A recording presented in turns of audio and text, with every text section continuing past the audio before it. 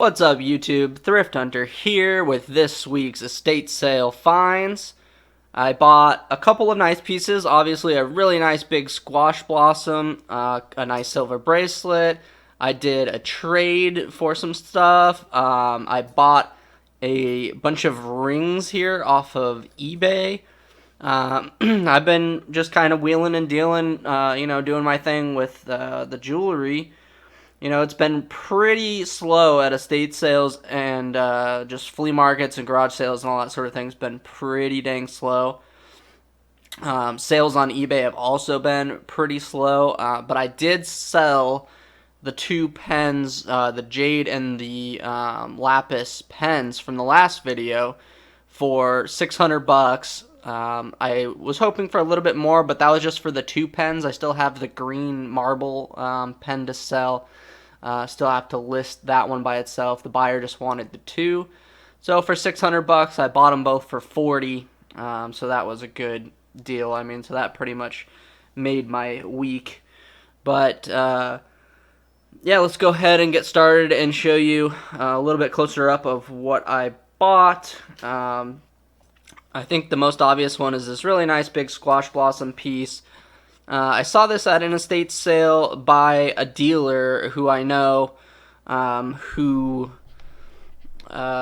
is usually really expensive, and this wasn't cheap, of course. Like I've said in the last couple of videos, you're not getting this for cheap. It's not happening on a squash blossom. But this was marked at 600 bucks, and all the dealers just walked on by. Everybody looked at it and was like, "Oh, that's really nice," but no one pulled the trigger and bought it. So I was like, okay. I just decided to kind of wait and hang out and see if they were going to try and wheel and deal for it. And some of them were kind of starting to, but I kind of asked the guy who knows me from, just going to his sales and to the flea market and stuff.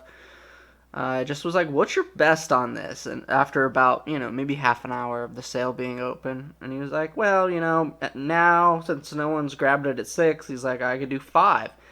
And I thought that was pretty good. I thought 600 was reasonable for like someone who's gonna maybe buy it for themselves, or even a dealer could potentially buy it at that price. But so he came down to 5, and I was like, it's pretty interesting. And then he also had this bracelet, and I was interested in this bracelet because I saw the way that these beads are kind of set up. This is actually jade, I found out later, but this style is very old, like very 30s, 40s Mexico. You can see them in green like this, or in purple. Usually you'll see them in amethyst. And they're very popular pieces. So he had this for 50 bucks, which I thought was, fairly reasonable as far as like a first day estate sale price. And I just said, all right, well, do you want to do both for 500 bucks? I was like, the bracelet and this necklace, 500 bucks. And he thought about it for a second. He's like, okay. So I got the two of these for 500.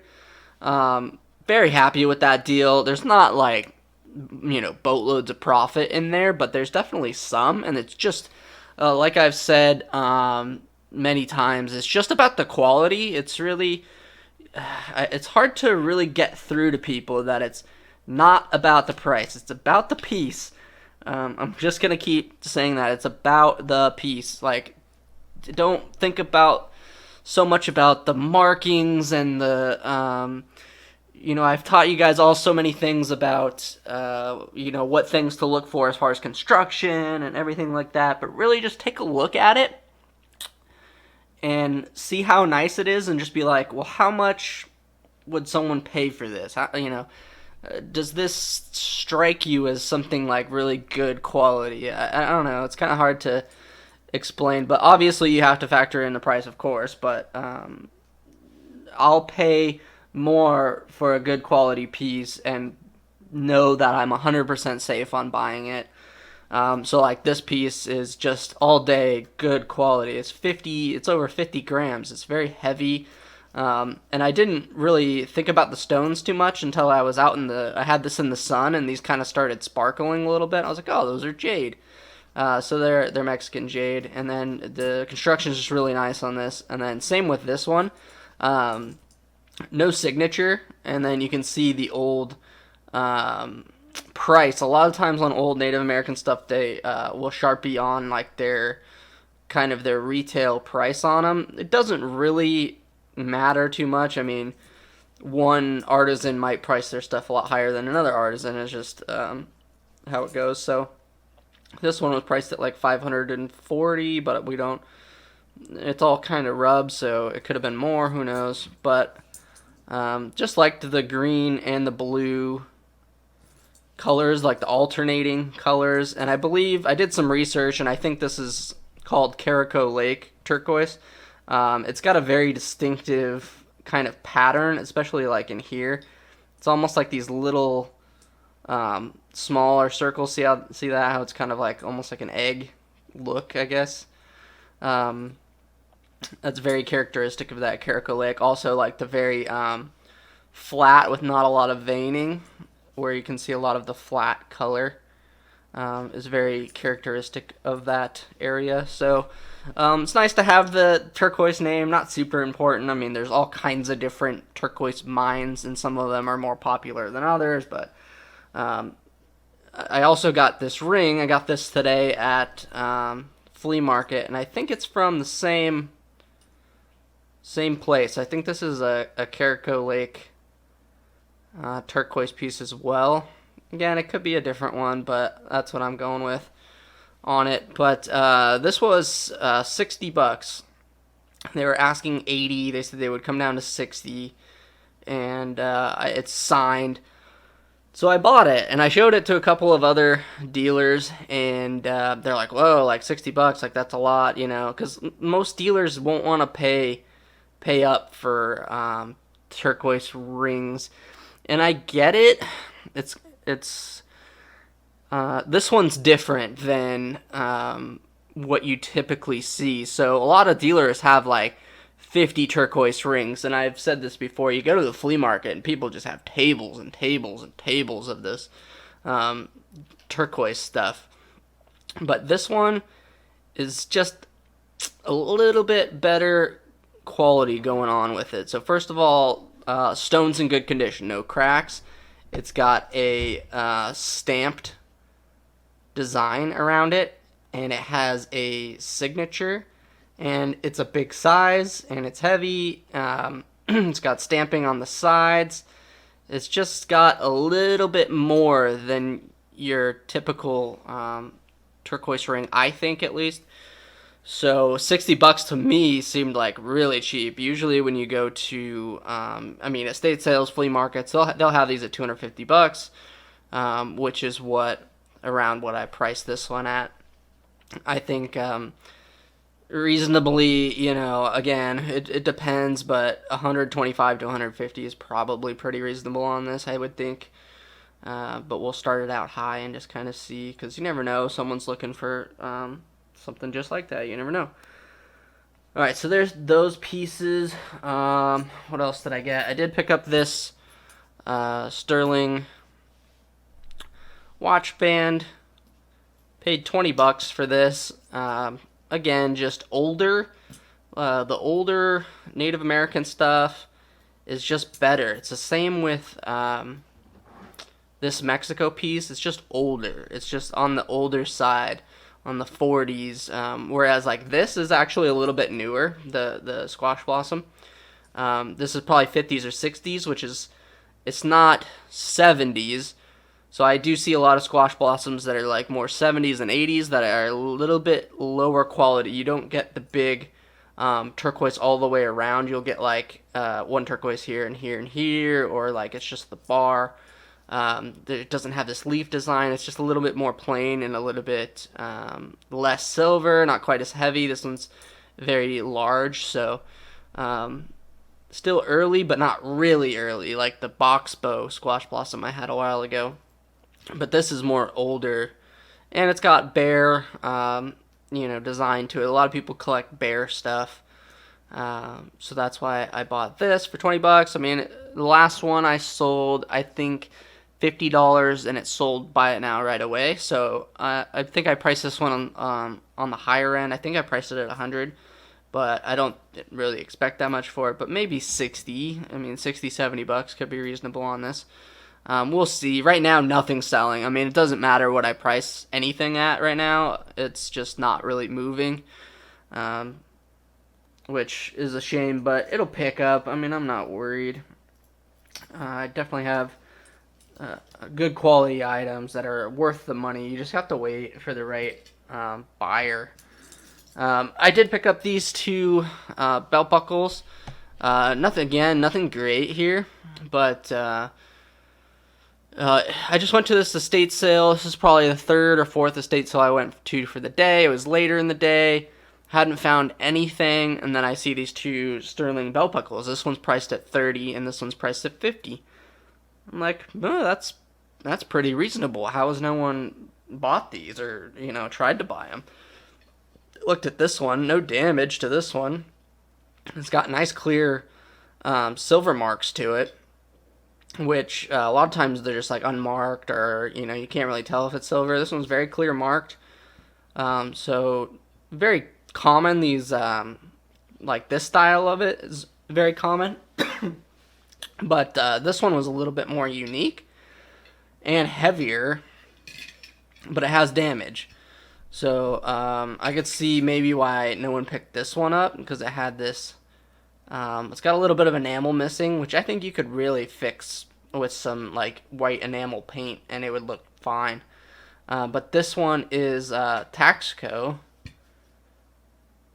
and sterling, and it weighs like 80 grams. I mean, it's super heavy, and no one bought it. So I just told her, I want to buy these two. Will you do 40 on this one because it's kind of damaged, and I'll buy this one for 30. It's fine. And so yeah, I got the two of those for 70. These are already sold. I took 110, which after fees and shipping and everything, it's not a lot of profit. It's like 20 bucks I think I'll make on them. But I bought them and sold them in the same day, and it was a day where there was just nothing going on. Stuff that's damaged, you're just going to have to take less for anyway. I'm not going to sit on this and get top dollar. So I got a good offer. I took it, it's okay for me to move those. If it's something really high quality that I want to sit on, I'll sit on it. But if it's like this and it's really good quality, but it's got a little damage, yeah, I'm not sitting on that. I'm just gonna move it. And 20 bucks. At that same sale, I did pick up like some little things. So they had some, not this one. This one's I listed these, but I've got these four sterling silver thimbles for like, I don't know. These are like $3 a piece. Which is pretty cheap. I've said this before, that sterling silver thimbles can be really collectible, and these are all marked sterling too, which is nice. They're not in perfect condition, but for $3 a piece, I mean, usually silver thimbles are in the like $10 to $15, and then really fancy ones can go for crazy money. I did sell one. It was like a Norway enamel one from like the 30s. I sold it for like $200. For a little silver thimble, so you'd be surprised. And I've got this one from a sale from a while ago. It's got the gem top. Typically, the gem top ones are worth like 20 to 30, depending on what color and what size and stuff like that. And then just a little sterling silver and turquoise Elks Lodge piece. It just looked old, and it's got like these crossbars, like it's set up kind of like a bolo tie.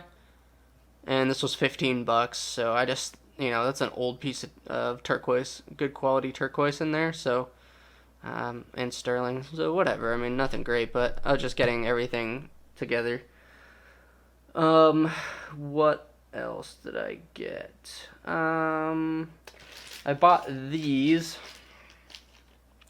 beads today at the flea market, and, I don't know, it's marked, $30 for all of them, and I think pretty much everybody else except for me is gonna walk right past these and just never buy them for 30 bucks, because it does seem like a lot for like a broken um, bead necklace. And the lady said, "Oh, it's amber," and people will say that to you all the time and not be true. But these ones I looked at pretty closely, and I think they're amber. So even being amber, how much are they worth? It's kind of hard to say.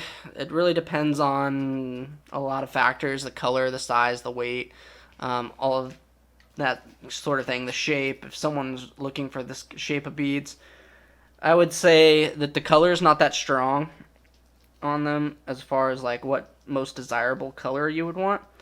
They're a butterscotch color for sure. A little egg yolky maybe, but not like a deep yellow or like a deeper orange or like kind of that more typical color you see. These are a little bit more muted, but I'm not sure how well my camera's really going to pick this up, but you can see the swirling in the beads, because I've had people ask me before about like, what to look for and do I have amber, but maybe it's picking it up a little bit. I can see it. There's just like this little color variation, right? And then like in this large bead, it's very hard to see, but it's actually like carved. You can tell it's not perfectly even. It's been carved down, and then the drill holes in this one is like an angled, it's like a hexagon drill hole, and then it's kind of round on this side. So you can tell that this is not like machine manufactured, that this is someone had to make these by hand. So anyway, value wise, I think there's like 50 grams here of amber beads, and there's, I don't know, 15 beads or something.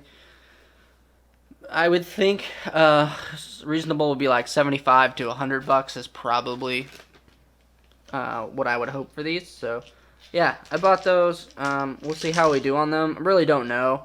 Amber is a really, really tricky thing to buy. I actually lost a lot of money.